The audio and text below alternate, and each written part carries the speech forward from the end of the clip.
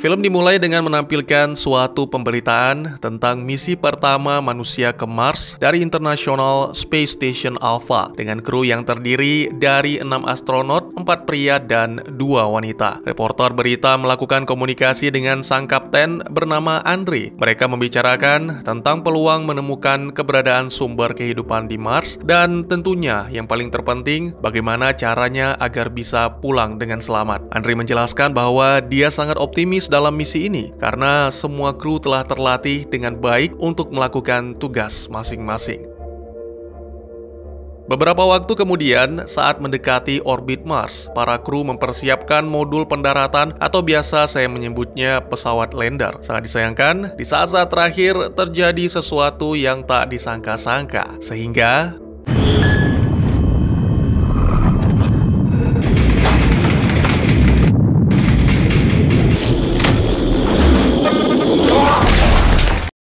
selamat datang dan selamat berjumpa kembali bersama saya Teguh Gusto. Bagaimanapun kabar dan dimanapun kalian berada, saya doakan semoga teman-teman sekeluarga sehat-sehat saja. Seperti biasa, saya akan bercerita tentang sebuah film yang mana kali ini berjudul Stranded, sebuah film yang rilis pada tahun 2001, garapan sutradara Maria Linden dengan dibintangi para aktor yang tentunya tidak perlu kalian tanyakan karena saya belum kenalan. Baik, tidak usah berlama-lama lagi, nanti keburu dingin itu kopi. Maka dari itu, selamat menyaksikan alur cerita berikut ini. Pesawat lander mengalami masalah sehingga mengharuskan mereka untuk melakukan pendaratan darurat. Beberapa waktu kemudian, Herbert terbangun lebih dulu menghubungi Lowell yang berada di pusat kendali untuk melaporkan tentang kecelakaan tersebut. Namun sayangnya, dia belum bisa menjelaskan tentang kondisi para kru yang lain, maka segera Herbert kemudian memeriksa rekan-rekannya. 4 di antara mereka, Luca, Jenny, Fidel, dan Susan, dipastikan baik-baik saja, namun tidak dengan Andre. Ya, hanya sang kapten yang masih tak sadarkan diri. Merasa panik, Herbert pun mencoba meminta Jenny yang merupakan ahli medis untuk memeriksa Andre. Sangat disayangkan, sama sekali tidak ada detak jantung. Dan pada akhirnya, Jenny mengkonfirmasi bahwa sang kapten tewas akibat lehernya patah saat terjadinya kecelakaan. Semua pun berduka, tapi tidak untuk waktu yang lama, karena harus memeriksa dan melakukan sesuatu agar pesawat mereka kembali berfungsi. Beberapa saat kemudian, tak ada satupun dari mereka yang menemukan penyebab terjadinya masalah pada pesawat, bahkan setelah meminta bantuan Lowell untuk memeriksa lewat sistem. Sama sekali tidak ada notifikasi yang muncul. Setelah mengakhiri percakapan dengan Lowell, kelompok astronot itu berkumpul di ruang kokpit dipimpin oleh Susan yang merupakan wakil kapten untuk membicarakan tentang apa yang harus mereka lakukan selanjutnya. Menurut Susan, yang bisa mereka lakukan saat ini adalah menunggu tim penyelamat datang. Hal itu membuat Luca merasa putus asa karena mempersiapkan peluncurannya saja dibutuhkan waktu lebih dari 26 bulan. Dan tentu saja, pada saat itu mereka semua sudah mati karena hanya memiliki persediaan life support untuk 1 tahun. Meski situasi mereka sangat sulit, tapi Herbert masih merasa optimis dan menjelaskan kemungkinan-kemungkinan yang bisa membuat mereka bertahan hidup. Pria itu menyarankan untuk menggunakan sumber tenaga darurat agar sistem tetap menyala sehingga aliran oksigen tetap terjaga. Dan selain itu, dia juga meminta rekan-rekannya bekerja sama sebaik mungkin untuk menemukan solusi.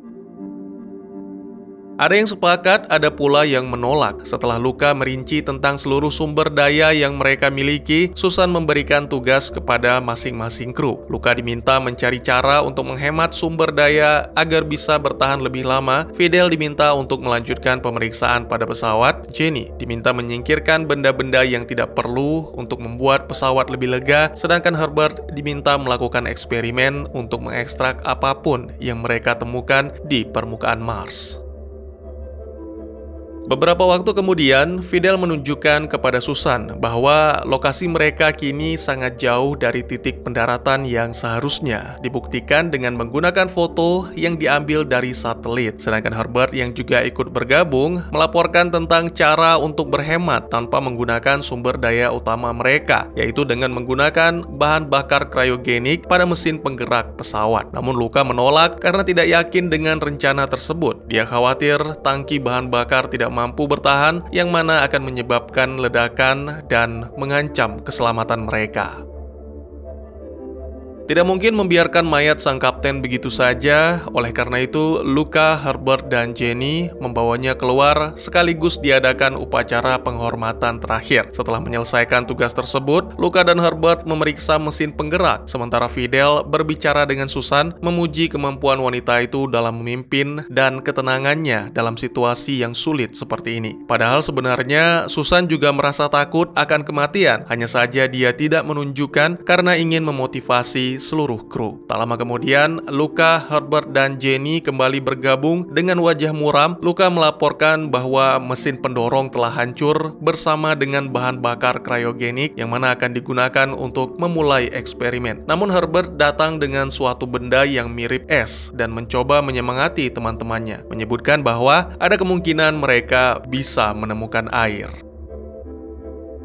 Pada adegan berikutnya, seluruh tim berbicara dengan Lowell dan masih tetap sama. Masih belum ada informasi tentang penyebab kecelakaan dan sangat disesalkan, sampai saat ini sama sekali belum ada pembahasan tentang tim penyelamat. Mendengar hal itu, Luka menyarankan agar mereka mengadakan rapat untuk membahas peluang bertahan hidup dan rencana selanjutnya. Tak lama berselang, pertemuan diadakan. Sekali lagi Luka menekankan dengan semua persediaan, mereka hanya mampu bertahan kurang lebih selama 12 bulan. Pria itu juga mengatakan bahwa jangka waktu ini tidak cukup bagi tim penyelamat untuk menemukan dan membawa mereka kembali ke bumi, kecuali jika yang tersisa dari mereka hanya 2 orang, kemungkinan 2 orang itu mampu bertahan sekitar 2,5 tahun. Tentu saja dibutuhkan tanggapan dari kru yang lain, dan karena tidak ada yang merespon, maka Susan menganggap semuanya telah setuju. Beberapa waktu kemudian, Susan pun menyimpulkan bahwa sebagai ahli mesin, Luka tentunya mengetahui bagaimana cara mengoperasikan dan menjaga agar sistem tetap berjalan, sedangkan Jenny ahli medis yang sangat penting dalam setiap situasi. Ya, ini adalah misi tentang mengakhiri hidup. 3 lainnya termasuk Susan berkorban demi mengirimkan 2 rekan, Luka dan Jenny, untuk kembali ke bumi. Herbert sebenarnya tidak bisa menerima ide tersebut karena ingin berjuang sampai akhir. Namun lagi-lagi, di sini Susan menunjukkan kelebihannya sebagai pemimpin. Dia berhasil meyakinkan Herbert untuk menerima keputusan tersebut.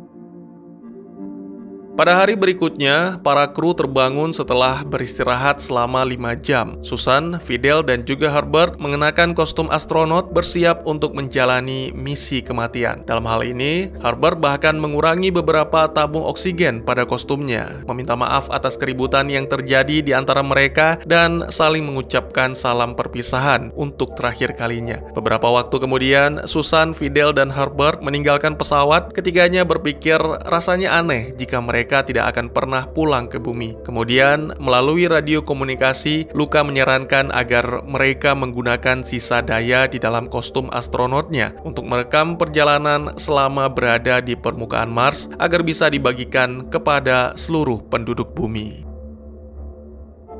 Susan dan 2 rekannya kemudian memulai perjalanan mereka menuju ke suatu lembah yang ditunjukkan di dalam foto dari satelit beberapa waktu yang lalu. 5 jam kemudian, Herbert merasa kesulitan bernafas dan menyadari bahwa persediaan oksigennya telah habis. Tak punya pilihan lain, pria itu pun meminta 2 rekannya melanjutkan perjalanan, sementara dirinya akan duduk berdiam diri di sana, menunggu ajal menjemput. Di saat-saat terakhir, Herbert sempat berbisik kepada Susan, pinjam dulu Herbert mengungkapkan harapannya, andai saja dia bisa memiliki waktu lebih lama untuk saling mengenal.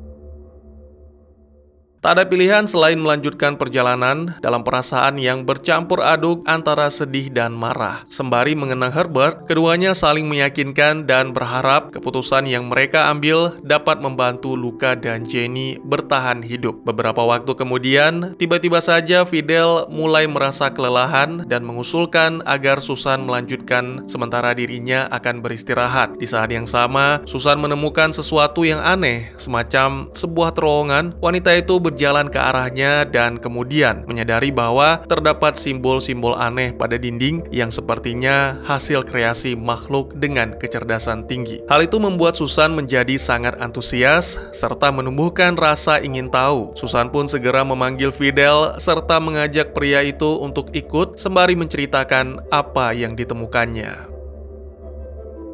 Saat memasuki terowongan atau gua, mereka menjelajahi lebih dalam dan keduanya terpesona dengan simbol-simbol pada dinding. Setelah masuk cukup jauh, tiba-tiba saja ditemukanlah sesuatu yang luar biasa. Tekanan udara, tingkat oksigen, dan suhu di dalam gua terdeteksi sangat ramah normal seperti di bumi. Ini benar-benar mengejutkan, apalagi saat itu oksigen Fidel nyaris habis. Untuk memastikan, pria itu pun nekat melepaskan helmnya dan merasakan udara yang benar-benar bersih. Rasa kagum dan lega bercampur jadi satu, namun sangat disayangkan alat komunikasi terputus sehingga tidak bisa melaporkan hal ini kepada Luka dan Jenny.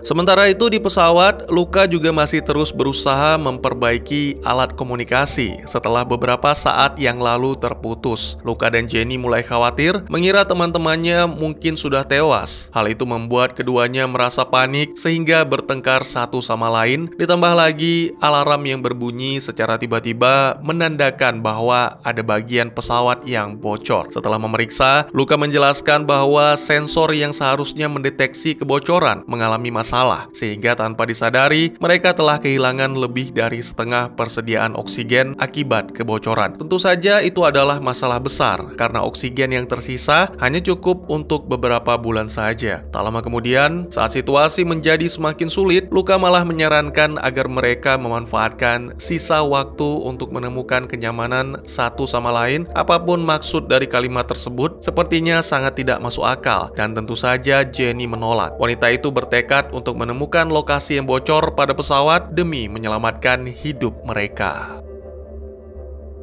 Kembali ke gua misterius, di mana Fidel dan Susan masih sibuk menjelajahi beberapa lorong yang berliku. Keduanya merasa penasaran dengan rahasia-rahasia yang tersembunyi di tempat itu. Sampai akhirnya Fidel memasuki salah satu lorong di mana tekanan udaranya berbeda dari yang lain. Perubahan secara tiba-tiba itu membuat seluruh tubuhnya sakit, ditambah lagi tentunya Fidel menjadi sulit bernafas. Dan kemudian, meskipun Susan berhasil menariknya kembali, tapi semua itu sudah terlambat. Ya, sangat disayangkan, tewasnya Fidel membuat Susan harus menjelajah seorang diri.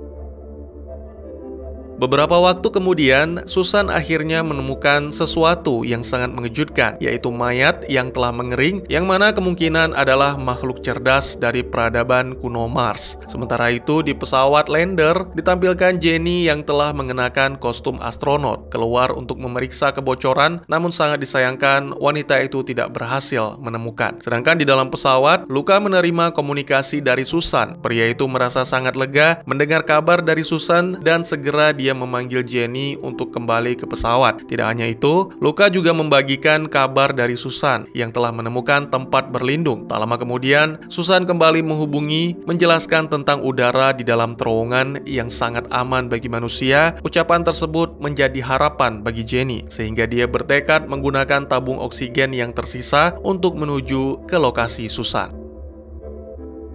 Kali ini karena tidak punya pilihan, Luka pun ikut bersama Jenny. Mereka mempersiapkan segalanya, termasuk kostum astronot dan tabung oksigen sebelum meninggalkan pesawat. Beberapa jam kemudian, setelah mereka melakukan perjalanan panjang, Jenny dan Luka tiba di gua yang dimaksud. Mereka bertemu dengan Susan dan segera merasa terkejut akan udara yang benar-benar bersih yang terdapat di Mars. Kemudian, 3 astronot mulai menemukan beberapa hal lain yang tidak kalah menakjubkan, seperti danau yang tidak membeku dan airnya aman untuk dikonsumsi. Selain itu, mereka juga menemukan tanaman ganggang yang bisa diolah serta berhasil menyalakan api. Film pun ditutup dengan menampilkan ketiga astronot yang sepakat untuk memutuskan berusaha bertahan selama mungkin sembari melanjutkan penjelajahan dan juga melakukan eksperimen. Ya, tidak ada yang mengetahui bagaimana nantinya, apakah mereka akan diselamatkan ataukah mereka akan menjadi awal dari peradaban baru di Mars. Namun yang pasti, dalam rekaman terakhir, Susan mengatakan bahwa apa yang mereka temukan tentang pengetahuan peradaban kuno di Mars akan sangat berharga bagi umat manusia di planet bumi. Dan tamat. Ya, ini bukan pertama kalinya saya membuat alur cerita film fiksi ilmiah Spanyol. Sebelumnya pernah The Last Days, Mirage, dan juga yang terfavorit Bird Box Barcelona. Bagi saya, Stranded adalah salah satu film Mars yang menarik. Meskipun sebelumnya saya pernah membuat alur cerita film tentang Mars, tapi Stranded adalah sesuatu yang lebih suram, sepi, dan kita dipaksa untuk menahan diri selama 20 menit pertama mendengarkan penjelasan yang panjang dengan akting yang kaku. Untungnya ada beberapa dialog yang cukup seru, seperti reaksi terhadap berita mengerikan yang membuat karakternya terasa lebih manusiawi sekaligus menambah kesan mencekam hingga akhir. 6 astronot pemberani di dalam kapal antariksa Aris yang sedang mengorbit Mars akan segera menciptakan sejarah sebagai para manusia yang menginjakan kaki pertama kali di Mars dengan tujuan penjelajahan. Semua berjalan sesuai dengan rencana sampai terjadi sesuatu yang misterius dan membuat pesawat lander jatuh di daratan planet yang tandus. Tidak perlu mengomentari visualnya karena ini adalah film dengan anggaran terbatas. Tapi untuk tahun 2001, saya pikir ini sudah cukup baik, apalagi pemilihan lokasi syuting yang digambarkan sebagai planet Mars.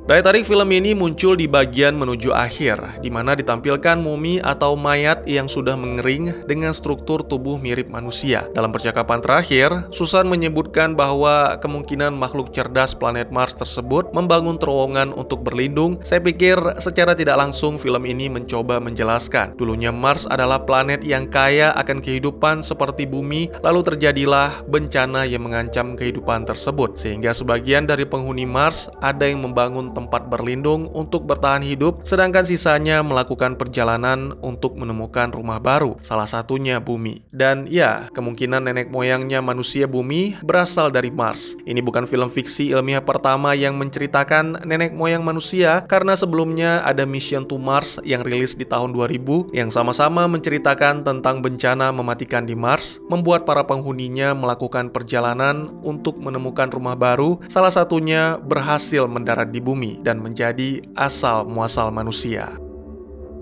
Kurang lebih demikian dan terima kasih buat yang sudah menyaksikan. Silahkan berkomentar, bertanya, ataupun merequest kira-kira film apa yang menarik untuk dibahas. Bisa lewat kolom komentar, atau buat yang malu-malu bisa via DM ke Instagram saya di @tekugusto. Insya Allah pasti akan dibaca. Mari kita jadikan kolom komentar sebagai sarana penambah wawasan dan menciptakan jalinan persaudaraan, bukan malah menjadikannya sebagai tempat pembulian sehingga menciptakan permusuhan. Jangan lupa untuk dukung terus channel ini dengan cara share, like, dan subscribe karena dukungan dari kalian sangat berharga bagi saya demi perkembangan channel ini. Saya Gusto, sampai jumpa di video selanjutnya. Tetap semangat, tetap bersyukur setiap hari. Dadah!